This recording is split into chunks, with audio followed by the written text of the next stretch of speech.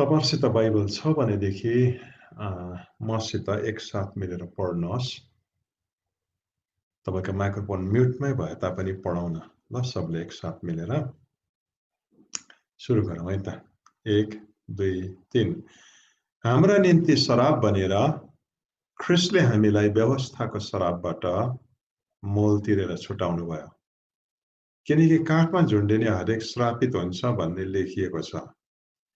उहाँले हामीलाई मोल तिरेर छुटाउनु भयो ताकि अब्राहमलाई दिएको आशीष ख्रिस्ट येशूद्वारा अन्य जातिहरुमा आओस् र हामी विश्वासद्वारा प्रतिज्ञाको पवित्र आत्मा प्राप्त गर्न सकौं। म फेरि पढ्छु है। हाम्रा निम्ति शराब बनेर ख्रिस्टले हामीलाई व्यवस्थाको शराबबाट मोल तिरेर छुटाउनु भयो। किनभने काठमा झुन्डिने हरेक श्रापित हुन्छ भन्ने लेखिएको छ। उहाँले हामीलाई मोल तिरेर छुटाउनु भयो ताकि अब्राहमलाई दिएको आशीष ख्रिस्ट येशूद्वारा अन्य जातिहरुमा आओस् र हामी विश्वासद्वारा प्रतिज्ञाको पवित्र आत्मा प्राप्त गर्न सकौं। गलाती 3 को 13 र 14 पद भर्खर पढ्यौं अनि यहाँनिर श्रापको शक्तिको बारेमा बताइएको छ। ख्रिस्ट चाहिँ हाम्रो लागि श्राप बनेर काठमा झुन्डिनु भयो क्रुसमा। उहाँ आफै श्रापित हुनुहुन्थेन तर हाम्रो सारा श्रापलाई बोकेर उहाँ काठमा जब झुन्डिनु भयो त्यति बेला उहाँले हामीलाई व्यवस्थाको श्रापबाट व्यवस्थाको कर्सबाट मोल तिरेर छुटाउनु भयो। इंग्लिशमा लेखेको छ Christ has redeemed us from the curse of the law by becoming curse for us. ख्रिस्टले चाहिँ हाम्रो सारा श्रापलाई चाहिँ बोकेर उहाँ क्रुसमा झुन्डिँदा श्रापित हुनुभयो। किनभने काठमा झुन्डिने हरेक श्रापित हुन्छ। अनि उहाँ श्रापित हुनु भएको कारण उहाँले श्राप बोकेको कारण उहाँले हामीलाई व्यवस्थाको श्रापदेखि मोल तिरेर छुटाउनु भयो। व्यवस्थाको श्राप भनेको चाहिँ परमेश्वरको व्यवस्था जब पनि भङ्ग हुँदछ त्यति बेला विनाश गर्ने शक्तिको लागि एउटा बाटो खुल्दछ अनि त्यसले श्रापको रूपमा हाम्रो जीवनमा कार्य गर्न लाग्दछ र हाम्रो सबै कुरालाई जब नष्ट गर्न लाग्दछ त्यसलाई चाहिँ व्यवस्थाको श्राप भन्छ। व्यवस्था 28 अध्याय पढ्नु भयो भने तपाईले यसको बारेमा पाउनुहुन्छ। तर ती सबै श्रापहरूलाई चाहिँ प्रभु येशूले क्रुसमा रद्द गरिसक्नु भयो। आज म तपाईलाई श्रापको शक्तिको बारेमा एक दुईवटा कुराहरू बताउन मैले विचार गरेको छु।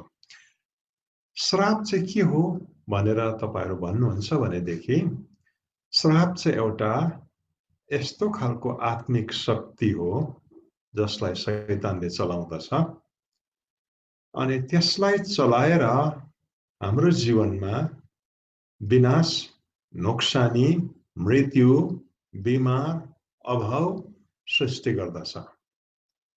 याद राख्नुहोस् है, श्राप चाहिँ एउटा आत्मिक शक्ति हो। तर यो शक्तिद्वारा चाहिँ प्राकृतिक संसारमा हाम्रो जीवनमा विनाश सृष्टि गर्छ शैतानले। यो शक्तिलाई चलाएर हामीलाई बिमार बनाउँदछ। यो शक्तिलाई चलाएर मृत्युमा पनि लान्छ। यही शक्तिलाई चलाएर शत्रु शैतानले हाम्रो जीवनमा परमेश्वरको योजनालाई पूरा हुनदेखि रोक्दछ। एउटा आत्मिक शक्ति हो श्राप। अनि शत्रुले या शैतानले जब यो शक्तिलाई चलाउँदछ त्यति बेला त्यसले के गर्दछ हाम्रो जीवनमा विनाश उत्पन्न गर्दछ। अनि यसको अगाडि कयौं चोटि हामी आफूलाई असहाय भएको अनुभव गर्छौं। हामीले सबै कुरा ठिक नै गरेको र पनि केले हामीलाई नोक्सान गराउँछ। सबै कुरा ठिक नै गरेको र पनि केले हामीलाई भत्काउँछ। वास्तवमा उभो लाग्नुको लागि मैले सबै कुरा सही रूपले नै गरेको हो तर टुप्पामा पुग्ने बेलामा केले हामीलाई असफल पार्दछ। कोही बेला रोगको पछाडि पनि श्रापले काम गर्दै गरेको हुँदछ। हामीले रोगदेखि जाति हुनका लागि आफ्नो योग्यता भित्र भएको सबै कुरा गर्यौं, सबै कुरा ठिक नै गरेको हो तर रहस्यमय तरिकाले त्यसले रोगलाई झन् गाह्रो बनाउँदै लान्छ, जाति हुनै दिँदैन। अनि यस्तो अवस्थामा जब आइपुग्छ हाम्रो मुखबाट एउटा शब्द निस्किन्छ। त्यो शब्द के हो तपाईँलाई थाहा छ? के भएको भएको हामी बुझ्दैनौँ त्यति बेला। भौतिक रूपमा या प्राकृतिक रूपमा हेर्नु हो भने सबै कुरा ठिकठिकै नै गरेको, ट्रिटमेन्ट पनि भएको, सबै कुरा ठिकठिकै भएको। अब त्यो अनुसार चाहिँ त्यसले सही फरक ल्याउनु पर्ने। तर के भएको एउटा रहस्यमय कुनै शक्तिले काम गर्दैछ जसले ठिकठिकै कुरा गर्दै ल्याउँदाखेरि पनि गलत परिणाम उत्पन्न गर्दैछ।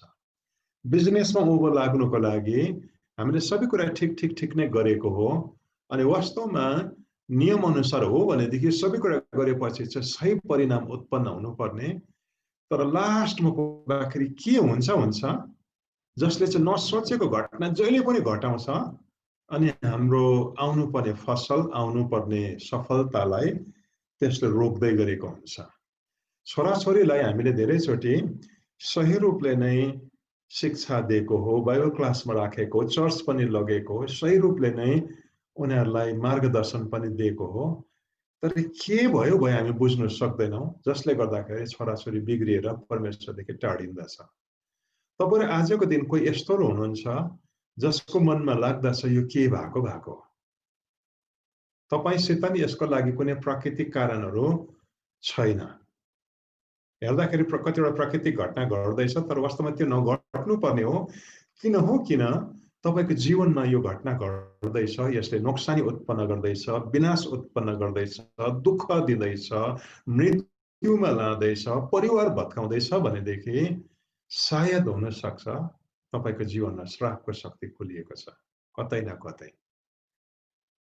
तर खुसीको कुरा चाहिँ के हो भनेदेखि तपाईहरु कसैको जीवनमा यो श्रापको शक्ति खुलिएको छ भनेदेखि खुलिएको कुरालाई बन्द गर्नु पनि सम्भव छ। अहिले अन्तमा हामी गएर यो बन्द गर्ने कुराहरूलाई पनि हामी सिक्ने छौं। श्रापको बारेमा अलिकति हामी केही चर्चा अझै गरौँ। श्रापले पनि काम गर्दाखेरि कयौंचोटि प्राकृतिक कुराहरूलाई नै चलाउँदछ। यसो हेर्दाखेरि प्राकृतिक घटनाहरू नै देख्छ, तर ती घटनालाई घटाउने चाहिँ आत्मिक शक्तिहरू हुन्छ। त्यो आत्मिक शक्तिहरू त्यहाँ नभएदेखि त्यो घटना वास्तवमा त्यहाँ नघट्ने।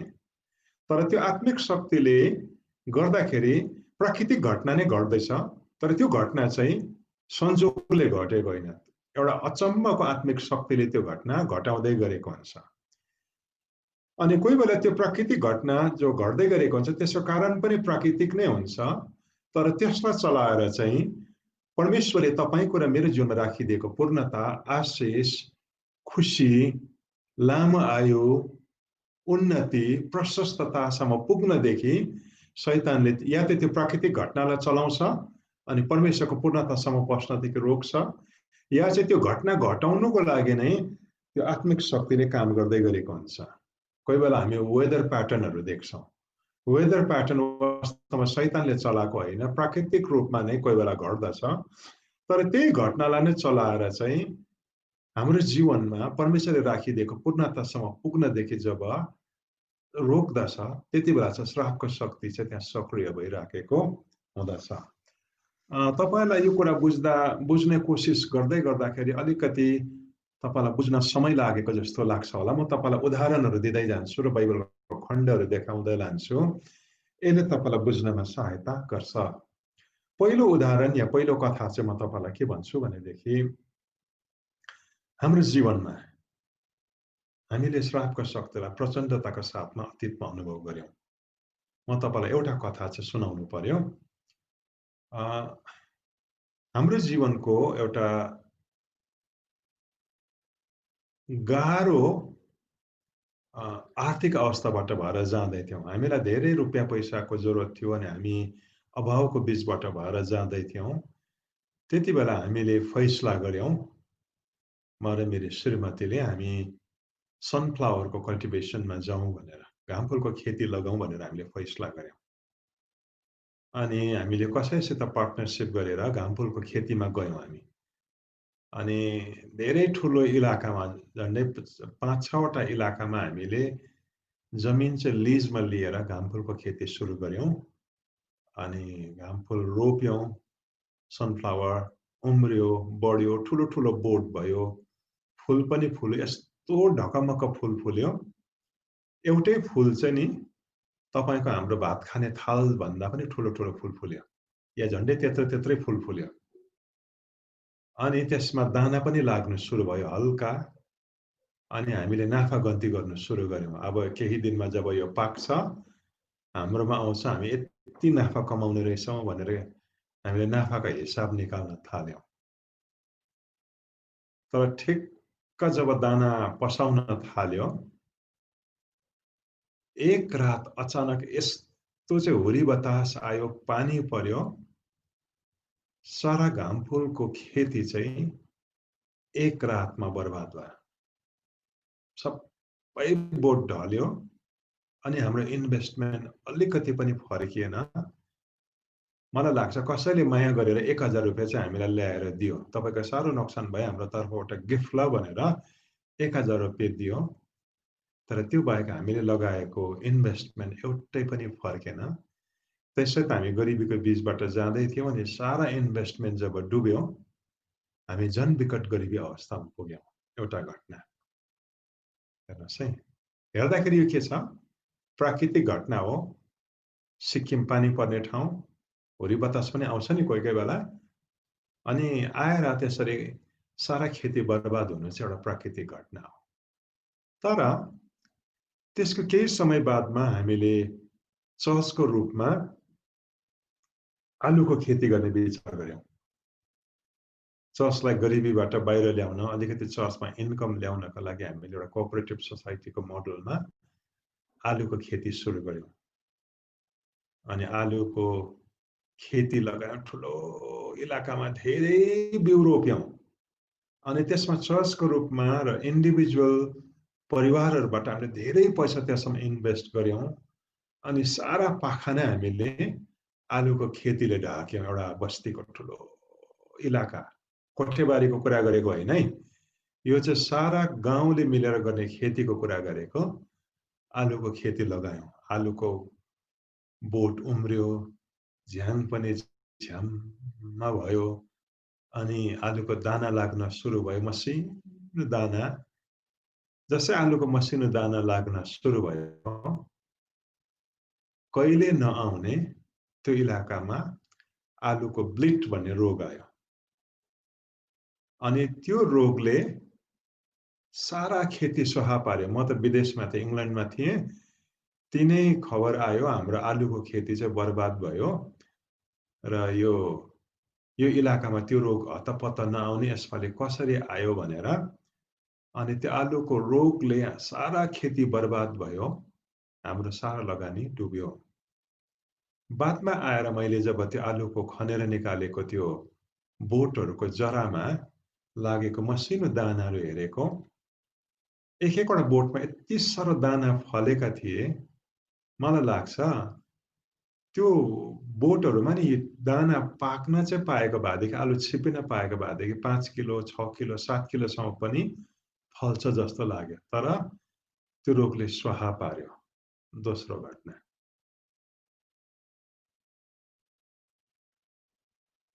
अर भयो हेर्नुस् घामफुलले अब उठ्नु नसकेको बल्ल बल्ल बल्ल उठेर आलुमा उठ्ने ट्राई गरेको नसोचेको घटना भयो अनि हामी डुब्यौं र पनि हरेस खाएनौं त्यसै केही समय बादमा चर्चले फेरि मिलेर सारा चर्च मिलेर हामीले कुखुराको फार्मिङ सुरु गर्यौं पोल्ट्री फार्मिङ अनि त्यो पोल्ट्री फार्मिङ पनि राम्रो हुँदै गयो एक छेवा निकाल्यो राम्रो पैसा आयो सेकेन्ड लट पनि निस्क्यो अलिकति पैसा आयो जब थर्ड लट तयार हुँदै थियो र मार्केटमा जान लागेको थियो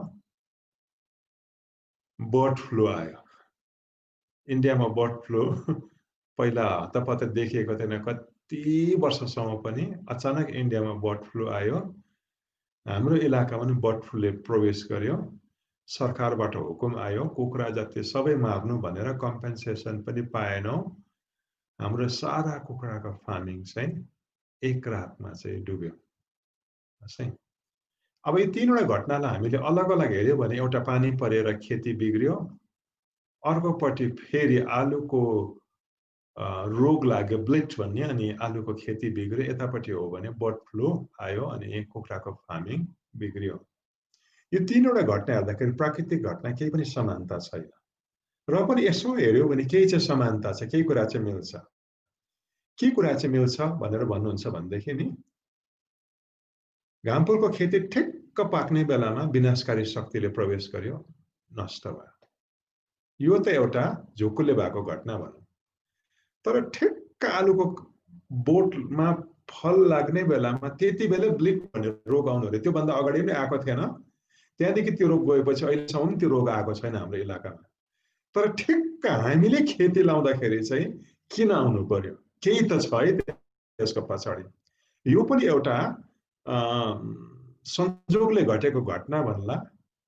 तर ठिक्क हाम्रो पोल्ट्री फार्मिङको, कुखुराको फार्मिङ मौलाउँदै गर्दाखेरि चाहिँ कहिले नआउने बर्ड फ्लूको रोग चाहिँ कति वर्ष बाद इन्डियामा आयो भन्छ। तर ठिक्क त्यसले वर्ष चाहिँ कुन वर्ष भेट्यो भन्नुहोस् त? त्यो साल, जुन साल चाहिँ हाम्रो पोल्ट्री फार्मिङ चाहिँ टेक अफ हुँदै थियो।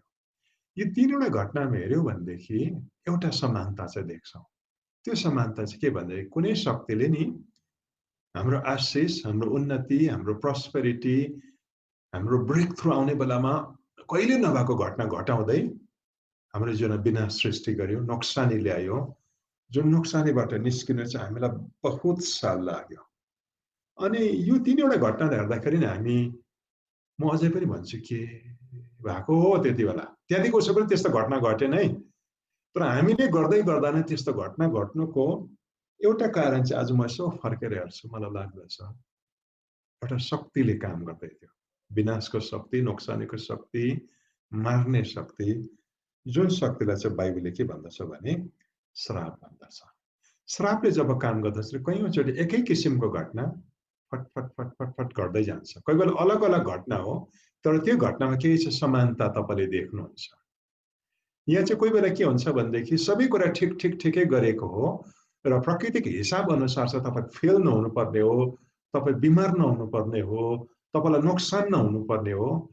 तर कतै चाहिँ गरे त हिसाब मिल्दैन। सबै हिसाब ठिक ठिकै गरेको, र पनि केले ठिक हुने बेलामा एउटा इन्भिजिबल फ्याक्टर भन्छ नि, एउटा अदृश्य शक्तिले प्रवेश गर्दछ अनि सबै कुरालाई लथालिङ्गै पारी दिँदछ।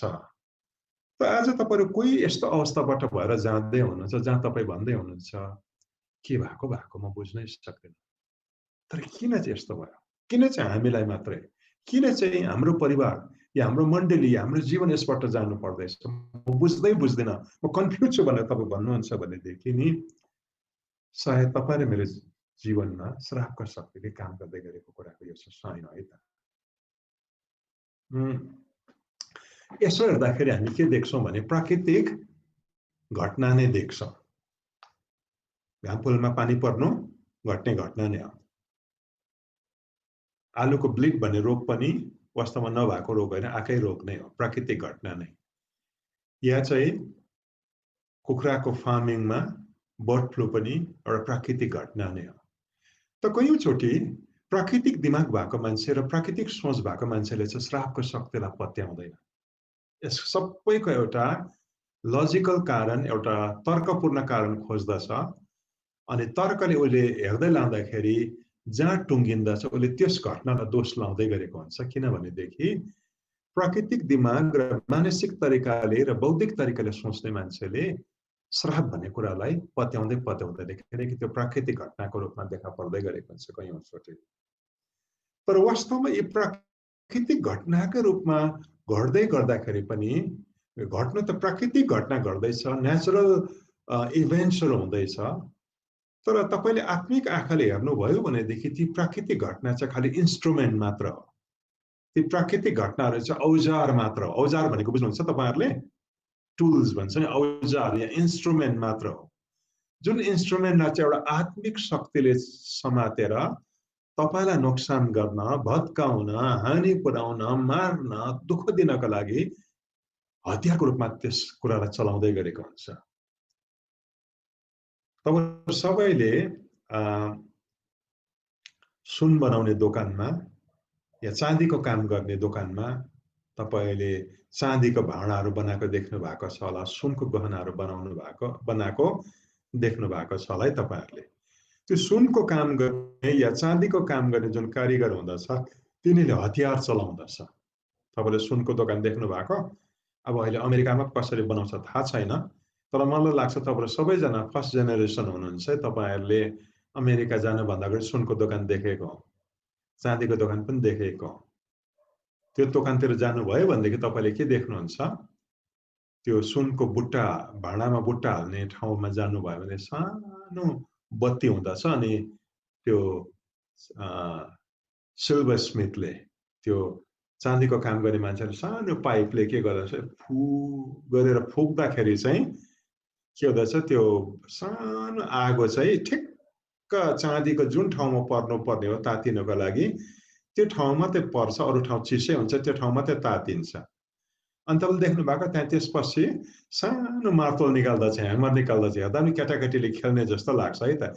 त्यसले ठ्याक ठ्याक ठ्याक ठ्याक हिर्काउँदछ, कतिवटा यस्तो अंकुशी जस्तो हुँदछ, त्यसले बुट्टा निकाल्दछ। ती सबै कुरा चाहिँ एउटा चाँदीको काम गर्ने मान्छेको हातमा या सुनको काम गर्ने मान्छेको हातमा हतियार हुन्। यसो हेर्दाखेरि हतियारले बनाउँदै गरेको देख्छ, तर हतियारलाई चाहिँ पछाडिबाट एउटा हातले समातेको छ, जसद्वारा चाहिँ भाँडाको आकार दिँदैछ, बुट्टाको आकार दिँदैछ, डिजाइन निकाल्दैछ, अनि त्यो इन्स्ट्रुमेन्टलाई चाहिँ कुनै हातले चलाउँदै गरेको हुन्छ। हाम्रो जीवनमा पनि हामीले यसो हेर्यौं भनेदेखि कोही बेला नि हेर्दा त प्राकृतिक घटना देख्छ, तर त्यो प्राकृतिक घटना चाहिँ इन्स्ट्रुमेन्ट मात्र हो, हतियार मात्र हो, औजार मात्र हो। तर कुनै एउटा आत्मिक शक्तिले त्यसलाई चलाउँदै गरेको हुन्छ हाम्रो जीवनमा विनाश सृष्टि गर्नका लागि। अनि त्यो आत्मिक शक्ति चाहिँ के हो तपाईँलाई थाहा छ? श्राप हो। अनि श्रापलाई चाहिँ धेरै जसो शैतानले तपाईं मेरो जीवनमा हामीलाई नष्ट गर्नका लागि चलाउने एउटा शक्तिको रूपमा प्रयोग गर्दछ। तपाईलाई यो कुरा अझै स्पष्ट हुन्छ यदि तपाईले मसित बाइबलको एउटा खण्डमा आउनुभयो भनेदेखि। व्यवस्था 28 अध्यायमा आउनुहोस् न। व्यवस्था 28 अध्यायको हामी 15 पदलाई पहिला पढ्नेछौँ अनि त्यसपछि पढ्दै पढ्दै जानेछौँ ल। 15, 17, 21 देखि 23, 32, 38, 43 देखि 44 अरु पनि छ, तर मैले एक दुईवटा पदहरू मैले छानेर निकालेको छु। तपाईले हेर्दै लाँदा हुन्छ। व्यवस्था 28 को 15 मा यसरी लेखेको छ। तपाईको स्क्रिनमा आएको छ, म स्क्रिनबाटै पढ्दैछु है त।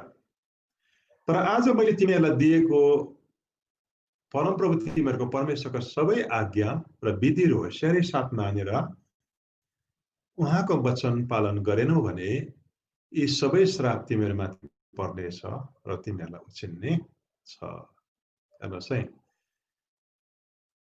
परमेश्वरको वचन मानेन, परमेश्वरको योजनादेखि बाहिर गयौं भनेदेखि यो श्रापहरू एक्टिभेट हुन्छ भनेर भनेको छ। अब त्यो श्रापहरू चाहिँ के चाहिँ हो रहेछ त भन्दाखेरि थुप्रो उदाहरण तपाईले देख्नुहुन्छ। 17 पदलाई हेरौं, त्यसैको 17 पदलाई हेर्नुहोस् ल। तिमीहरूको डालो र तिमीहरूको पिठो मुछ्ने भाँडामा, तिमीहरूको डालो र तिमीहरूको पिठो मुछ्ने आरीमा श्राप पर्नेछ। यहाँनिर के लेखेको छ? तिमीहरूको डालो र तिमीहरूको पिठो मुछ्ने आरीमा श्राप पर्ने छ। तपाईले आशिषको बारेमा हेर्नुभयो भने तिमीहरूको डालो र पिठो मुछ्ने आरीमा आशिष पर्छ यदि आज्ञा मान्यौ भने भनेको छ। तर परमेश्वरको योजनादेखि बाहिर गयौ भनेदेखि तिमीहरूको डालो, तिमीहरूको पिठो मुछ्ने भाँडामा श्राप पर्नेछ। तिमीहरूलाई खानु कहिले पनि पुग्दैन। तिमीहरूको पिठो मुछ्ने भाँडामा दुलो परेको जस्तै हुन्छ, पिठोको अभाव अभाव अभाव अभाव। तिमीहरूको डालो भनेको अर्थ चामल उगाउने भाँडा या धान उगाउने भाँडा, यो चाहिँ अन्नको कुरा गरेको है त। त्यसमा श्राप पर्नेछ अनि तिमीहरूको घरमा चामलको अभाव हुनेछ, गहुँको अभाव हुनेछ। तिमीहरूको पिठो मुछ्ने भाँडामा कहिले पनि भनेको जति जुट्दैन, धौ धौ धौ धौ धौ धौ धौ धौ पर्छ। आज तपाईहरु कोही यस्तो अवस्थाबाट जाँदै हुनुहुन्छ भनेदेखि नि वास्तवमा कमाकै हो, राम्रै ल्याएकै पनि हो, तर भनेको जस्तो खान नसक्नु, भनेको जस्तो नपुग्नु, खानुको अभाव हुनु, मासु खानु पनि हम्मे हम्मे पर्नु, भनेको जस्तो भरपेट खान नपाउनु। आज यस्तो अवस्थाबाट जाँदैछौँ भनेदेखि यो एउटा के को साइन हो भनेदेखि श्रापको साइन हो। हामी जब हुर्किँदै थियौँ, हाम्रो परिवारले प्रभु पाएको थिएन, यो हामीले साह्रो अनुभव गर्यौँ। कोही बेला घरमा नि खानेकुरो पकाएर खाइसकेपछि नि लास्टमा त्यो डढेर टालिएको चाहिँ कसले खोरिकेर खाने भन्नेमा चाहिँ हारालुस हुँदथ्यो, किनकि पेट पर्याप्त भर्दैन थियो त्यति बेला हाम्रो परिवारहरूमा। हामी त्यति साह्रो विकट गरिबीबाट हुर्केर आयौँ। यद्यपि के थियो भनेदेखि नि हामी गरिब हुने कारण थिएन। हामी बसेका ठाउँमा 5 वटा प्राइम लोकेसनहरूमा चाहिँ हाम्रो आफ्नो जग्गा जमिन थियो। तपाईँलाई सुन्दाखेरि अचम्म लाग्छ होला है त। त्यो जमानामा जति बेला गाडी चढ्नु चाहिँ मान्छेको लागि ठुलो कुरा हुन्थ्यो। हाम्रो घरमा 2 वटा गाडीहरू थिए। आमाले सब्जीको व्यापार गर्नुहुन्थ्यो, बाबुले पुलिसमा काम गर्नुहुन्थ्यो। र पनि नि हाम्रो घरमा खानु कहिले पनि प्रशस्त भएन। आज तपाईहरु कोही हुनुहुन्छ जसलाई खानुको धौधौ पर्छ। खानु त खानु हुँदैछ, तर भनेको जस्तो खान सक्नुहुन्न। भनेदेखि सायद तपाईको खानपानको इलाकामा, अन्नको इलाकामा, पिठो मुस्ने आरीमा अन्न उगाउने डालोमा चाहिँ श्राप परेको छ। अनि यसो हेर्दाखेरि प्राकृतिक कारण देख्छौँ है त्यो घरमा अभाव हुनको। तर वास्तवमा नि त्यसको पछाडि चाहिँ एउटा अभावको शक्तिले काम गर्दै गरेको हुन्छ। अलिकति अगाडि जानुभयो भने 21 पदलाई हेरौँ न, 28 को 21 यसरी लेखेको छ। 28 को 21 मा लेखेको छ, तिमीहरू अधिकार गर्न जान लागेको देशबाट तिमीहरूका नाउँ निशाने नमेटुन्जेल परमप्रभु तिमीहरूको परमेश्वरले तिमीहरूको बीचमा महामारी फैलाइदिनु हुनेछ। 22 पनि पढिहालौँ न। क्षयरोग, ज्वरो, सुज, प्रचण्ड ताप, खडेरी, साथै वृक्ष ओइलाउने, ढुसी पर्ने रोगहरू ल्याएर तिमीहरू नष्ट नहुन्जेलसम्म परमप्रभुले तिमीहरूलाई सताउनु हुनेछ। यहाँनिर के लेखेको छ भनेदेखि थुप्रो रोगहरूको नाम दिएको छ, तर एउटा रोगको मात्र म नाम टिप्छु। अनि त्यो रोग चाहिँ के हो? यहाँ महामारी भनेको छ है त। महामारी भनेको रहस्यमय बिमार, थुप्रो मान्छेमा एकसाथ आउने बिमार। अनि कयौँचोटि रोगको रूपमा पनि श्रापलाई शैतानले हामीलाई नष्ट गर्नको लागि चलाउँदछ। अनि सबै बिमार चाहिँ श्राप हो भनेर भन्न सकिँदैन, त्यसको प्राकृतिक कारणहरू पनि हुँदछ। तर रोग चाहिँ जब श्रापको रूपमा आउँदछ के हुँदछ? रहस्यमय हुन्छ। रहस्यमय चाहिँ कस्तो हुन्छ भने वास्तवमा डाक्टरको अनुसार हो भने जाति हुनुपर्ने हो। तपाईले जाति हुनका लागि सबै चाहिने उपाय पनि गरिसकेको, अनि मेडिकल साइन्स अनुसार डाक्टरको भने अनुसार हो भने तपाईँ चाहिँ खासमा ठिक हुनुपर्ने हो। तर किन हो, किन ठिकै हुँदैन? या एउटा रोग जाति हुन्छ, अर्को रोग सुरु हुन्छ। या त्यो रोगले दबाईलाई रेस्पोन्ड गर्दैन, औषधिलाई रेस्पोन्ड गर्दैन, अनि रहस्यमय तरिकाले त्यो रोग रहिरहन्छ, या त त्यो रोग बढेर जान्छ, या त्यो रोगले मर्ने हदसम्म जब पुर्याउँछ, त्यसको पछाडि नै हामीले यसो डिसर्नमेन्टको आँखाले हेर्यौँ भने कयौँचोटि श्रापको शक्तिले काम गर्दै गरेको हुन्छ। हेर्दाखेरि त मेडिकल साइन्स अनुसार बिमार हो, तर त्यो प्राकृतिक रूपमा मेडिकल साइन्सले बिमार भनेको कुरालाई चाहिँ एउटा आत्मिक शक्तिले चाहिँ हतियारको रूपमा चलाउँदै गरेको हुन्छ। तपाईँले बाइबलमा पढ्नुभयो भनेदेखि एउटा सबातको दिनमा, एउटा विश्रामको दिनमा प्रभु यीशु शिक्षा दिनको लागि जब सभाघरमा जानुभयो, त्यति बेला 18 वर्षदेखि चाहिँ ढाड कुप्रो अवस्थामा बसेको एउटी स्त्रीसित यीशुको भेट भएको छ। अब यसो हेर्नुहोस् है त, ढाड कुप्रो हुनु एउटा प्राकृतिक बिमार हो। मेडिकल साइन्सले यसलाई या त के भन्छ, आर्थराइटिसको समस्या हो, या मसलको समस्या हो, या कतिवटा प्राकृतिक कारणहरू निकाल्दछ है त। ढाड कुप्रो हुनुको, हन्सब्याक हुनुको थुप्रो कारणहरू निकाल्दछ। अनि प्राकृतिक रूपमा हेर्यौँ भने ती कारणहरू ठिकै पनि हुन्। तर प्रभु यीशुले त्यस स्त्रीलाई हेर्दाखेरि चाहिँ एउटा मेडिकल रिजनले ल्याएको बिमारमा त देख्नु भएन, तर त्यसको पछाडि एउटा आत्मालाई देख्नुभयो, एउटा शक्ति, आत्मिक शक्तिले त्यो गराउँदै गरेको देख्नुभयो। अनि प्रभु यीशुले त्यति बेला हप्काउनु भयो त्यो शक्तिलाई। यीशुको नाउँमा त भन्न मिलेन, उहाँ आफै यीशु, तर उहाँले के भन्नुभयो? तँलाई म हुकुम गर्छु, जा निस्केर। अनि यीशु प्रभुले चाहिँ छुटकारा बोल्नुभयो। अचम्मको कुरा, मेडिकल प्रब्लम देखा पर्दै गरेको त्यो रोग चाहिँ जाती हुन थाल्यो। अनि त्यो कुप्री स्त्री सिधा भयो। अब यहाँनिर हेऱ्यौँ भने त्यो एउटा मेडिकल प्रब्लम है त, रोग चाहिँ प्राकृतिक कारणले गर्दा भएको रोग। तर प्रभु यीशुले त्यसभित्र के देख्नुभयो, एउटा आत्मिक शक्तिले त्यो रोग गराउँदैछ। अनि प्रभु यीशुले के चाल पाउनु भने जबसम्म त्यो आत्मिक शक्तिलाई बन्द गरिँदैन, त्यसलाई समाधान गरिँदैन, बाहिर जति नै ट्रिटमेन्ट भयो भने नि यो स्त्री चाहिँ के हुँदैन, उसको रोगदेखि बाहिर आउँदैन। अनि प्रभु यीशुले आत्मिक रूपमा त्यसलाई समाधान गर्नुभएको छ।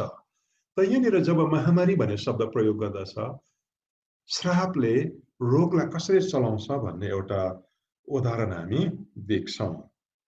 23 पदमा हामीले हेऱ्यौँ भनेदेखि के लेखेको छ भने 28 को 23 मा हेर्नुहोस् ल। तिमीहरूको शिरमाथि भएको आकाश काँसो र तिमीहरूको मुनिको धरती फलाम जस्तै हुने छ। यहाँनिर अचम्मको कुरा लेखेको छ। तिमीहरूको शिरमाथि भएको आकाश चाहिँ श्रापले गर्दाखेरि काँसाको आकाश जस्तै हुन्छ। काँसा भनेको बुझ्नुहुन्छ तपाईँले, काँसा भन्छ नि। हामी नेपालीहरूले चाहिँ काँसा भनेको बुझ्छौँ है, किनकि काँसाको थाल मन पराउँछौँ, काँसाको बटुको मन पराउँछौँ होइन। उहिले उहिले त हाम्रो घरतिर काँसाको ग्लासहरू पनि हुन्थ्यो। त बाइबलले के भन्छ भनेदेखि नि श्रापले चाहिँ के गर्दछ, तिमीहरू माथिको आकाश चाहिँ वास्तवमा आकाशै हो, तर के भएको जस्तो लाग्छ, काँसा भएको जस्तो लाग्छ। ठिक्क के गर्दै गरेको, अरू बेला पानी पर्ने अनि तपाईँले मजाले अरूको खेती मौलाको देख्नुभयो, अनि यो बिजनेस पो ठिक रहेछ भनेर तपाईँले त्यसमा पैसा हाल्नुभयो, तर ठिक्क तपाईँले पैसा हालेकै साल चाहिँ आकाश चाहिँ बन्द हुन्छ अनि पानी पर्नु छोड्छ। या तिमीहरूको मुनिको धरती चाहिँ फलाम भएको जस्तो लाग्छ। ठिक्क तिमीले इन्भेस्ट गर्दाखेरि बिजनेस तल जान्छ। ठिक्क तिमीले इन्भेस्ट गर्दाखेरि देशमा इकोनोमिक डाउन टर्न आउँछ। ठिक्क तिमीले इन्भेस्ट गर्दाखेरि नहुनु पर्ने घटना चाहिँ घट्छ है त सारा देशमा नै, अनि तिमीहरू पनि त्यसको चपेटमा पर्छौ। यो चाहिँ के भएको भनेदेखि नि आकाश काँसाको अनि धरती चाहिँ फलामको भएको जस्तो है त।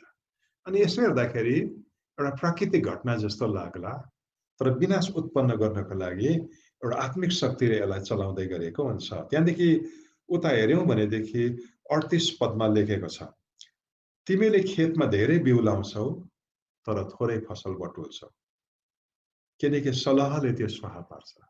कहाँबाट सलह आएको अरू बेला नआउने, कहाँबाट बर्ड फ्लू आएको हो अरू बेला नआउने, कहाँबाट आलुको ब्लिटको रोग आएको हो अरू बेला नआउने, कहाँबाट त्यो बेमौसममा हुरी बतास चलेर खेती डल्लै बिगारेको हो, कहाँबाट आएको हो, के भयो किन चाहिँ भएको, यस्तो मनमा प्रश्न हुन्छ है त। तर वास्तवमा त्यसको पछाडि एउटा आत्मिक शक्तिले काम गर्दै गरेको हुन्छ। 43 देखि 44 पनि म पढ्छु है त। 28 को यसरी लेखेको छ, तिमीहरूको बीचमा बास गर्ने परदेशी तिमीहरूभन्दा माथि माथि चढ्नेछ, तर तिमीहरू तल तल गिर्नेछौ। है परदेशी, यो मान्छे त उँभो नलाग्नु भनेको अरू मान्छे पो उँभो लाग्दै गरेको, तर उनीकै छेउमा हामी तल झर्दै गरेको। त्यसले तिमीलाई ऋण दिनेछ तर तिमीले त्यसलाई ऋण दिने छैनौ। त्यो चाहिँ शिर हुनेछ तर तिमीहरू चाहिँ पुच्छर हुनेछौ। ऋणले नछोड्नु है। परमेश्वरको इच्छा छ कि हामी ऋण दिने मान्छे बनौँ, तर कति मान्छेको जीवनमा नि ऋण चाहिँ कहिले नछुट्ने एउटा बन्धन भएर जान्छ। ऋण लाग्दछ, ऋण लियो, त्यो ऋण खाएको पनि होइन, ठिकै ठाउँमै खर्च गरेको, तर पैसा सबै डुब्यो, ऋणले कहिले पनि छोडेन। अनि तपाईँ ऋण दिने मान्छे मात्र होइन, ऋण लिएपछि फर्काउन नसक्ने मान्छे बन्छ। अनि तपाईँहरू कतिजना हुनुहुन्छ जसको जीवनमा तपाईँले ऋण चलाउनु भएको हो, तर तपाईँ त्यो ऋण फर्काउन नसक्ने अवस्थामा तपाईँ हुनुहुन्छ। अनि कति गर्दा पनि त्यो ऋण चुकाउँछु भन्नुहुन्छ, तपाईँ दुष्ट पनि होइन, तपाईँ ढटुवा पनि होइन, त्यो अर्काको पैसा खाइदिने, तपाईँको भित्र फर्काउने इच्छा पनि छ, तर किन हो किन त्यो ऋणदेखि तपाईँ बाहिर आउनै सक्नुहुन्न। तपाईँ यो अवस्थाबाट भएर जाँदै हुनुहुन्छ, जसले तपाईँलाई पुछारमै राख्छन्, तपाईँमाथि अरू कसैलाई शिर बनाउँदछन्, तपाईँ दबिएर बस्न बाध्य हुनुहुन्छ भनेदेखि सायद यसको कारण के हुन सक्छ? श्राप हुन सक्छ। अब प्रश्न यो आउँदछ, श्राप कसरी चाहिँ हाम्रो जीवनमा खुल्छ त? हाउ इज कर्स एम्पावर्ड भन्ने प्रश्न अब आउँछ है त। म तपाईँहरूलाई 5 वटा कारणहरू केलाउँदैछु। 5 वटा कारण कसरी चाहिँ श्राप चाहिँ हाम्रो जीवनमा खुल्छ भन्ने 5 वटा कारण, अरू पनि थुप्रो कारणहरू छ, तर म 5 वटा कारणहरूलाई चाहिँ अब केलाउन लागेको छु। पहिलो कारण तपाईले कहाँ पाउनुहुन्छ? उत्पत्ति 3 को 14 अनि 16-17 मा हामी देख्छौं। उत्पत्ति 3 को 14 अनि 16 र 17 पदमा यसरी लेखेको छ। तब परमेश्वरले सर्पलाई भन्नुभयो, तैँले यसो गरेको हुनाले त सबै पाल्तु पशुहरू र सबै वन पशुहरू भन्दा ज्यादा श्रापित हुनेछस्। पेटद्वारा त हिँड्नेछस् र तेरो जीवनभरि तैँले माटो खानेछस्। स्त्रीलाई उहाँले भन्नुभयो, 16 र 17 मा स्त्रीलाई उहाँले भन्नुभयो, तेरो सुत्केरी वेदना म ज्यादै गरी बढाइदिनेछु। दुःखसँग तैँले बालक जन्माउनेछस्। तेरो इच्छा पतितर्फ नै हुनेछ, त्यसले तँलाई अधीनमा राख्नेछ। त्यसपछि आदमलाई उहाँले भन्नुभयो, तैँले तेरी पत्नीको कुरा सुनेर मैले नखानु भनेको रुखको फल खाएको हुनाले भूमि तेरो कारण श्रापित भएको छ। तेरो जीवनभरि दुःखसँग त्यसको उब्जनी तैँले खाने छस्। अब यहाँनिर श्राप कसरी खुल्छ भन्ने कुराको एउटा संकेत हामी पाउँछौं। अनि श्राप चाहिँ यहाँनिर केले गर्दा खुलेको छ? परमेश्वर प्रतिको विद्रोहले गर्दा खुलेको छ। परमेश्वरको वचनमा हामीले हेर्यौं भनेदेखि यो चाहिँ पहिलो ठाउँ हो जहाँनिर श्राप भन्ने शब्द चाहिँ उल्लेख भएको छ। योभन्दा अगाडि श्राप भन्ने शब्द बाइबलमा कतै पनि पाउनुहुन्न, तर यो चाहिँ पहिलो पटक बाइबलमा श्राप भन्ने शब्द लेखिएको छ, उच्चारण भएको छ, उल्लेख भएको छ।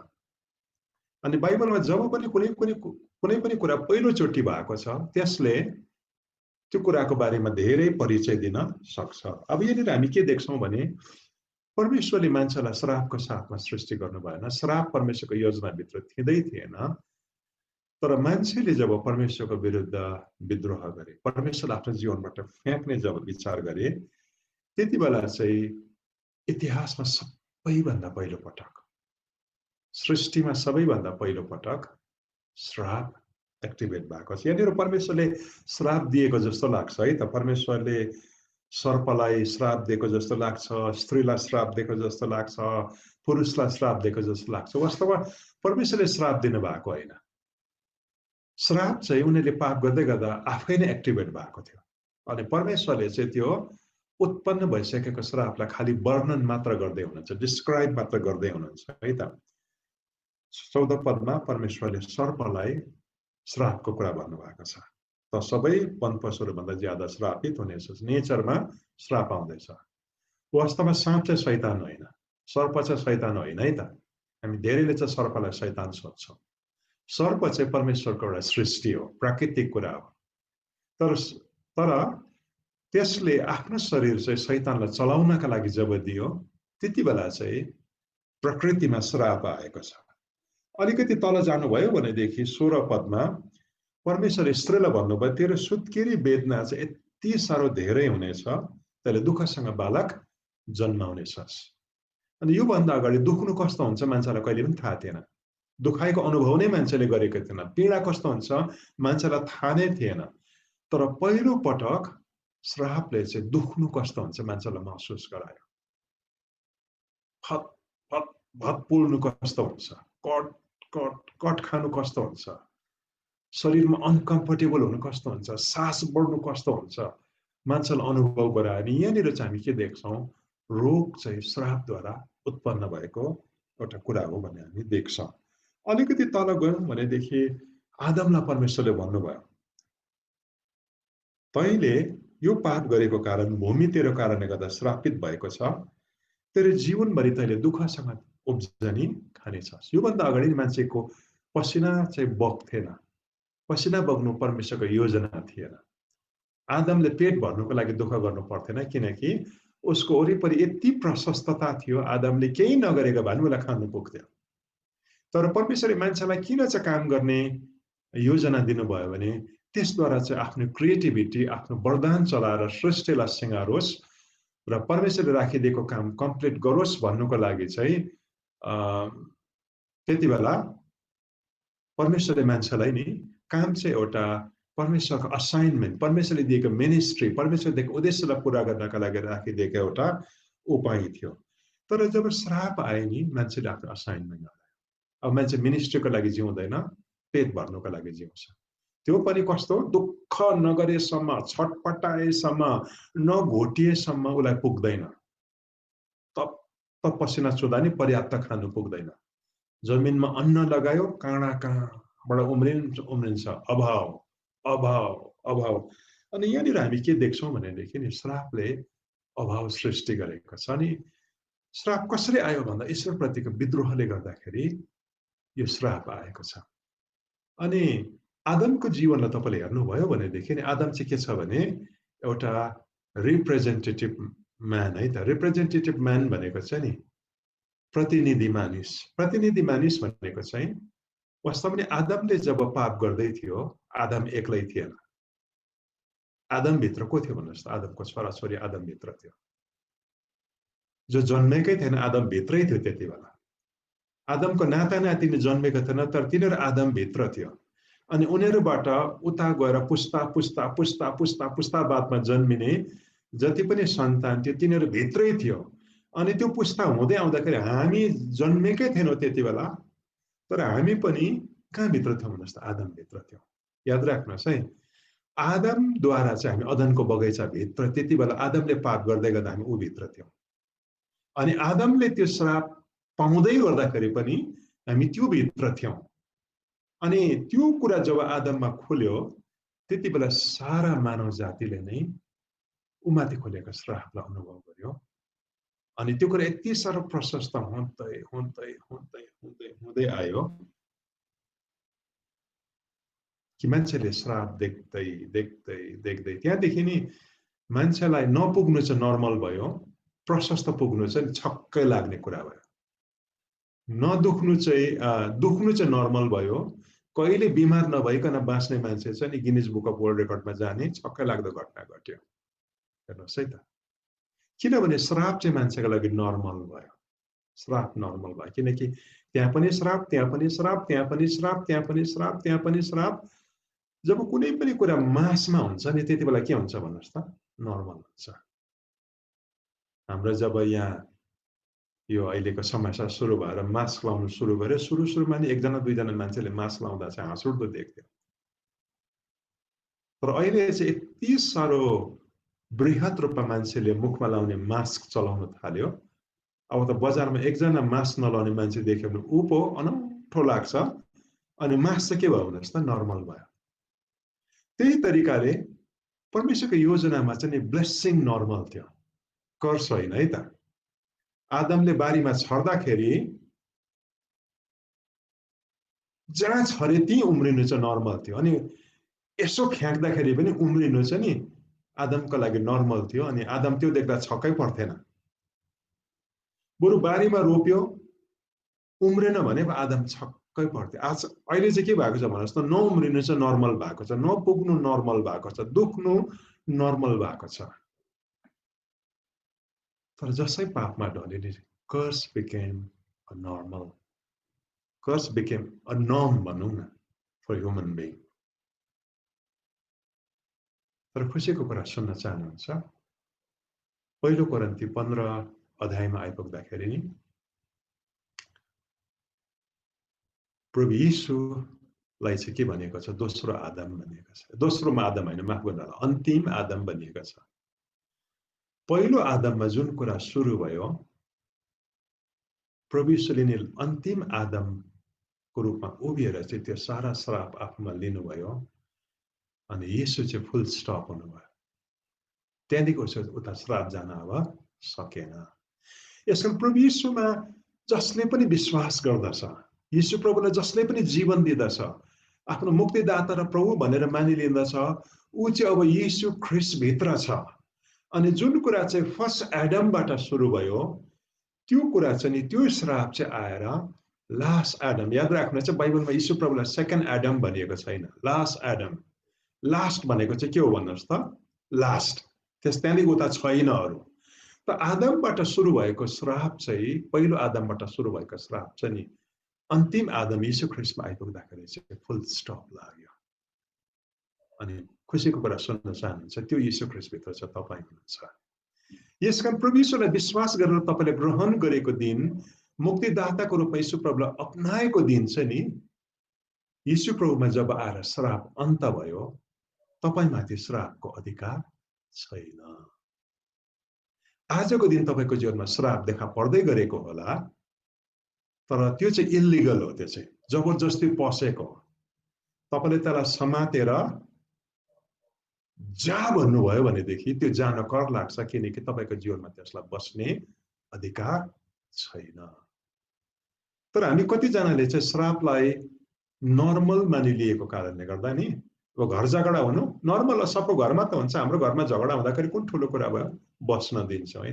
बिमार हुनु नर्मल हो, ऊ पनि बिमार हुन्छ, ऊ पनि बिमार हुन्छ, ऊ पनि बिमार हुन्छ।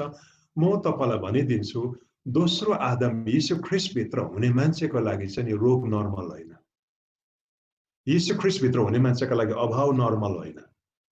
यीशु ख्रीष्टभित्र हुने मान्छेको लागि घर झगडा हुनु नर्मल होइन, किनकि यीशु ख्रीष्टले यसलाई फुल स्टप लगाइसकेको छ। तपाईँले यसलाई रोक्नुपर्छ, तपाईँले यसलाई अस्वीकार गर्नुपर्छ, तपाईँले यसलाई हुँदैन भन्नुपर्छ, म बस्न दिँदिनँ भन्नुपर्छ। यो अटोमेटिक कहिले पनि हुँदैन। जसरी उद्धार परमेश्वरले किन्नुभयो, दोस्रो आदमले उद्धार कमाउनु भयो, तर मान्छेले आफ्नो राजी खुसीले उद्धारलाई समात्नुपर्छ नि, अनि पो क्षमा देखा पर्छ। उद्धारलाई समात्नुपर्छ, अनि पो नयाँ जन्म देखा पर्छ। उद्धारलाई समात्नुपर्छ, अनि पो अनन्त जीवनको लक्षण देखा पर्न सुरु हुन्छ। कर्स अन्त भएको छ। तपाईँ जसले पनि यीशुलाई विश्वास गर्नु भएको छ अनि यीशु ख्रीष्टभित्र हुनुहुन्छ नि, तपाईँ अन्तिम आदमको तपाईँ सन्तान हुनुहुन्छ, यीशु ख्रीष्टको सन्तान। अनि यीशु ख्रीष्टको सन्तानमाथि चाहिँ श्रापले राज्य गर्ने अधिकार हराइसकेको छ। नर्मल नसम्झिनुहोस्। तपाईँको जीवनमा आज श्रापको सिम्टम देखा पर्दैछ, श्रापको लक्षण देखा पर्दैछ, श्रापको एक्टिभिटिज देखा पर्दैछ भने भन्नुहोस्, त इलिगल होस्, म तँलाई डिपोर्ट गर्छु। डोनाल्ड ट्रम्प साहब हुन् त अब अहिले इलेक्सनले गर्दाखेरि उहाँ भोट हारेको जस्तो देखा पर्दैछ। मलाई थाहा छैन अमेरिकाको पोलिटिक्स अहिले कुन अवस्थामा छ, तर उसको एउटा कोसिस के थियो, गैर कानुनी रूपमा पसेको मान्छे चाहिँ यो देशमा अधिकार प्राप्त नागरिक होइन, अनि तिनीहरूलाई चाहिँ निकाल्नुपर्छ भन्ने चाहिँ उसको भनाइ नै थियो। म तपाईँलाई के भन्छु भनेदेखि नि, श्राप चाहिँ इलिगल इमिग्रेन्ट हो। तपाईँको जीवनमा त्यसलाई बस्ने अधिकार छैन। सिमाना कटाउनुहोस्।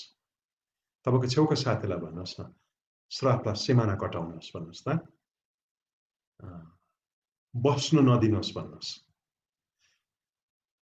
तपाईँले त्यसलाई बस्न दिनुभयो, त्यो बस्छ।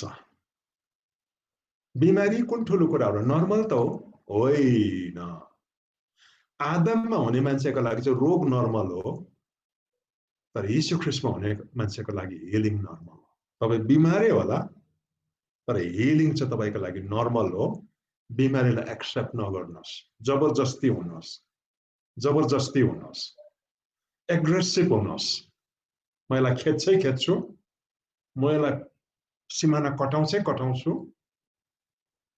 अभावलाई नर्मल नभन्नुहोस्। त्यसलाई पनि अभाव भइरहेको छ, त्यसलाई पनि अभाव भइरहेको छ, त्यसलाई समाजमा सबै त अभावबाट जाँदैछ, म मात्रै अभावबाट जानु कुन ठुलो कुरा होइन, नभन्नुहोस् यसो। परमेश्वरले तपाईँलाई सृष्टि गर्दा चाहिँ नि अभाव तपाईँको लागि नर्मल थिएन, आदमले पनि त्यसलाई नर्मल बनाएको हो त। तर दोस्रो आदम यीशुले नि श्रापको ठुङ्ने जुन चाहिँ दाँत छ नि, त्यो दाँतलाई चाहिँ भाँचिसकेको छ। श्रापको ठुङ्ने जुन चाहिँ विषको दाँत छ, त्यसको विष हाल्ने जुन चाहिँ दुई जिब्रो छ नि श्रापको, त्यो जिब्रो चाहिँ ईश्वर प्रभुले चुडाइसकेको छ। तपाईले एम्पावर चाहिँ गर्नु भएन, तपाईले त्यसलाई बस्न चाहिँ दिनु भएन, त्यसलाई अकोमोडेट चाहिँ गर्नु भएन, त्यसलाई स्वीकार चाहिँ गर्नु भएन।